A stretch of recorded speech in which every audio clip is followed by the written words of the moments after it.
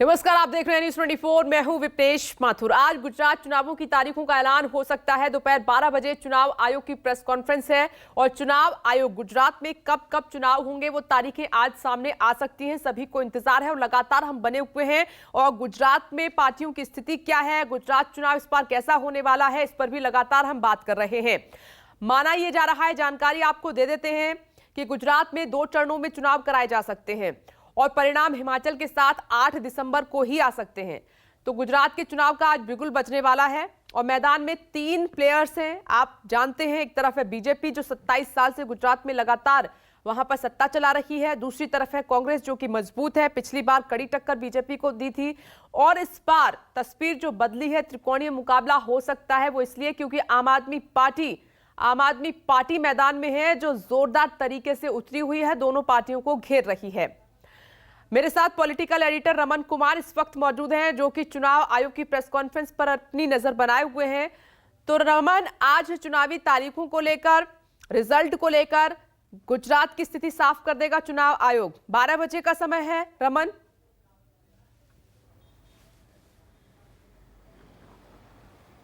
बिल्कुल विपनेश, अमूमन चुनाव आयोग जब भी प्रेस कॉन्फ्रेंस करता है तो वो कहता है कि कुछ महत्वपूर्ण मुद्दे पर प्रेस कॉन्फ्रेंस का आयोजन किया जा रहा है। लेकिन आज की जो रिलीज जारी किया गया, उस रिलीज में साफ तौर पे कहा गया कि गुजरात चुनाव को लेकर चुनाव आयोग प्रेस कॉन्फ्रेंस कर रहा है। इससे पहले 2017 में भी 2 चरणों में चुनाव हुए थे, इसीलिए उम्मीद की जा रही है कि इस बार भी 2 चरणों में ही चुनाव होने की संभावना है और दिसंबर के पहले हफ्ते या नवंबर के आखिरी हफ्ते में चुनाव होने की संभावना है।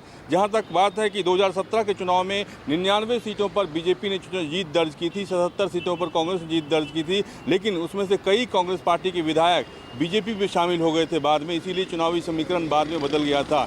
लेकिन इस बार त्रिकोणीय मुकाबला है। आपने सही कहा कि आम आदमी पार्टी के आने के बाद जो है मुकाबला त्रिकोणीय हो गया है और जिस तरीके से अरविंद केजरीवाल या आम आदमी पार्टी के नेता लगातार डटे हुए हैं, लगातार संघर्ष कर रहे हैं, लगातार अपनी बातों को जनता के सामने पहुंचा रहे हैं, उससे एक बात बिल्कुल साफ है कि कांग्रेस पार्टी हो या बीजेपी हो, दोनों को ये सोचना पड़ेगा कि आखिरकार आम आदमी पार्टी के खाते में जो भी वोट जाएगा वो किसका वोट होगा, बीजेपी का वोट होगा या कांग्रेस पार्टी का वोट होगा। लेकिन एक बात बिल्कुल तय है कि कांग्रेस पार्टी भी लगातार ये कह रही है कि हमने कैंडिडेट का फाइनल कर लिया है, कैंडिडेट की अंतिम सूची तैयार कर ली है। जो जब भी चुनाव आयोग चुनाव की तिथि की घोषणा करेगा उसके बाद हम वो पूरी सूची जो है जारी कर देंगे। बीजेपी की तरफ से आपको पता है कि नरेंद्र मोदी से लेकर तमाम बड़े नेता, अमित शाह से लेकर तमाम जो बीजेपी के बड़े नेता हैं वो डेरा डाले हुए हैं, गुजरात में लगातार चुनाव प्रचार कर रहे हैं। इसीलिए इस बार का चुनाव काफ़ी दिलचस्प होने की संभावना है विपनेश।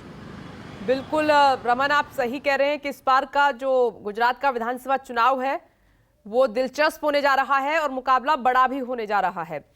इसलिए जीत ये किसी भी पार्टी के लिए बहुत आसान रहने वाली नहीं है, ये दिखाई दे रहा है। भूपेंद्र भी हमारे साथ बने हुए। रमन, आप भी बने रहे। भूपेंद्र, चुनावी तारीखों के ऐलान से पहले गुजरात में क्या हलचल है, जरा बताइए दर्शकों को। चुनावों में भी प्रधानमंत्री नरेंद्र मोदी का चेहरा ही सबसे बड़ा है, लेकिन आज देखिए, मैं इस समय बीजेपी कार्यालय के बाहर मौजूद हूं गांधीनगर में और यहां पर संकलन समिति की बैठक चल रही है। अमित शाह अध्यक्षता कर रहे हैं, सीआर पाटिल, भूपेंद्र पटेल सहित अनेक जो पदाधिकारी हैं वो यहां पर मौजूद हैं। बताया ये जा रहा है कि करीबन 47 ऐसी बैठकें हैं जिसको लेकर यहां पर मंथन किया जा रहा है, जिसके अंदर डांग की हैं, वलसाड़ की हैं, राजकोट की कुछ बैठकें हैं और इस तरह की तमाम बैठकों को लेकर यहां पर मंथन किया जा रहा है। इसके अलावा मैं बताऊं कि जो यहां पर इन लोगों ने सेंस की प्रक्रिया शुरू की थी और उसमें जो दावेदारी की गई है उसमें बताया जा रहा है 4340 लोगों ने 182 सीटों के लिए, बीजेपी की अगर मैं बात करूं तो दावेदारी की है, जिसमें से बहुत सारी बैठकों को लेकर आज यहां पर जो मंथन चल रहा है, जिससे कि अमित शाह ने पहले ही निर्देश दिए थे कि 25% के आसपास जो है वो सीटें बदली जा सकती है, जिसमें अरावली, साबरकांठा, महिसागर, बनासकांठा, सुरेंद्रनगर, पोरबंदर, डांग, वलसाड़, तापी, नर्मदा, मोरबी, राजकोट जिला और राजकोट ग्रामीण, इस तरह से अलग अलग जगहों की कुछ ऐसी बैठकें हैं जहां पर बीजेपी जो है ये देख रही है कि किस तरह से वहां पर जिताऊ उम्मीदवार को जो है उतारा जा सकता है। उन तमाम चीजों को लेकर फिलहाल यहां पर जो मेरे बाई तरफ है बीजेपी कार्यालय है। चूंकि बैठक वहां चल रही है इसलिए अमूमन हम लोग वहां कार्यालय के अंदर से लाइव करते हैं, लेकिन आज मीडिया को यहीं पर रोक दिया गया है। और यहाँ पर ही मैं आपको दिखा दूं कि अलग अलग स्टॉल देख पाए, जैसे कि मतदान के दिन होता है वैसा ही कुछ नज़ारा हमको यहाँ पर देखने को मिल रहा है। क्योंकि कार्यकर्ता आए तो उनके लिए बीजेपी का खेस, बीजेपी का मफलर, बीजेपी का तिरंगा, बीजेपी की टी शर्ट जो है अभी से हमको यहाँ के स्टॉल जो है उसके नजर आने लगे हैं। तो तैयारियां जो है वो बीजेपी की ओर से पूरी तरह से की जा रही है। वहीं कांग्रेस की अगर बात करें तो कांग्रेस की भी कोर कमेटी जो है उसकी अपनी बैठक चल रही है। क्योंकि तारीखों का ऐलान किसी भी वक्त हो सकता है, ऐसे में दोनों ही पार्टियां जो हैं अपने उम्मीदवारों को लेकर इस समय सबसे बड़ा मंथन कर रही है। क्योंकि आप पार्टी पहले ही आधे से ज्यादा उम्मीदवारों की घोषणा कर चुकी है, लेकिन जो प्रमुख पार्टियां हैं दोनों बीजेपी और कांग्रेस, वो इस समय अपने उम्मीदवारों के चयन को लेकर, चूंकि अब कभी भी घोषणा हो सकती है, ऐसे में उन्हें उम्मीदवार जो है अब मैदान में उतारने हैं और उनकी घोषणा करनी है। तो अब उस पर मंथन चल रहा है। जी, मेहमान भी हमारे साथ जुड़ गए हैं और रमन, पॉलिटिकल एडिटर रमन कुमार को भी आपने सुना, भूपेंद्र सिंह को भी सुना। प्रशांत, मैं आपके पास आ रही हूँ। प्रशांत देव भी हमारे साथ मौजूद है। प्रशांत, इस वक्त आप कहाँ हैं और गुजरात इलेक्शन को लेकर क्या इन्फॉर्मेशन आपके पास?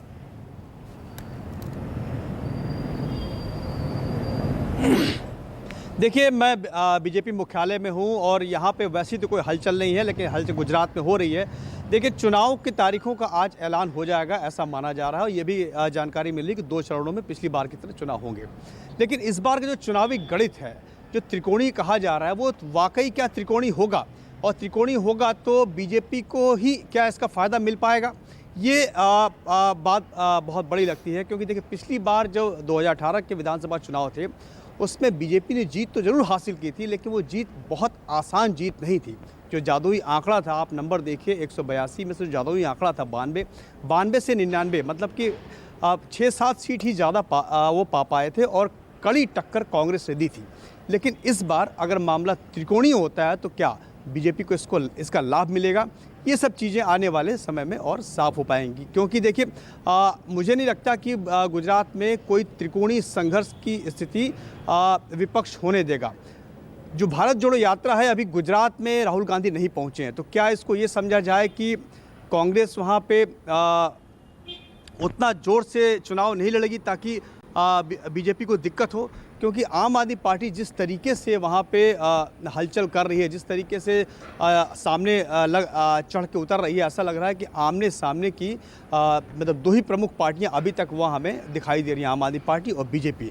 ऐसे में तो बीजेपी को चुनौती देने के लिए पूरी तरीके से ताल आम आदमी पार्टी ठोक रही है। लेकिन अगर कांग्रेस भी उसी मजबूती से, जिस तरह से पिछली बार भी कांग्रेस ने इतनी मजबूती से चुनाव लड़ा था और लड़ती है, त्रिकोणीय संघर्ष होता है, तो इसका फ़ायदा बीजेपी को मिलेगा या नहीं मिलेगा ये वक्त बताएगा। लेकिन अभी तक की जो स्थिति है उस पर तो यही लगता है कि आम आदमी पार्टी पूरी तरीके से गुजरात में ताल ठोक रही है। पहली बार बहुत दमखम के साथ मैदान में उतरी है। आप अरविंद केजरीवाल जो मुखिया आम आदमी पार्टी के, हर कुछ दिनों के अंतराल पे वो गुजरात में दिखाई देते हैं, वहाँ भाषण देते हैं, वहाँ घूमते हैं, चुनावी एजेंडा सेट करते हैं और जीत की ताल ठोक रहे हैं। बिल्कुल प्रशांत, आप सही कह रहे हैं। और क्योंकि ज्यादा वक्त है नहीं, 12 बजे का समय है और आप बीजेपी मुख्यालय पर मौजूद हैं, कुछ हलचल हो तो इशारा कीजिएगा। मैं दोबारा आपके पास आती हूँ। भूपेंद्र भी बने हुए हैं और रमन कुमार भी। नमस्कार, मैं हूं मानक गुप्ता। अगर आपको हमारा ये वीडियो पसंद आया हो तो इसे लाइक और शेयर जरूर करें और हाँ, हमें सब्सक्राइब और फॉलो करना ना भूलें ताकि आप देश और दुनिया की कोई खबर मिस ना करें। तो जुड़े रहिए हमारे साथ और देखते रहिए न्यूज़ 24।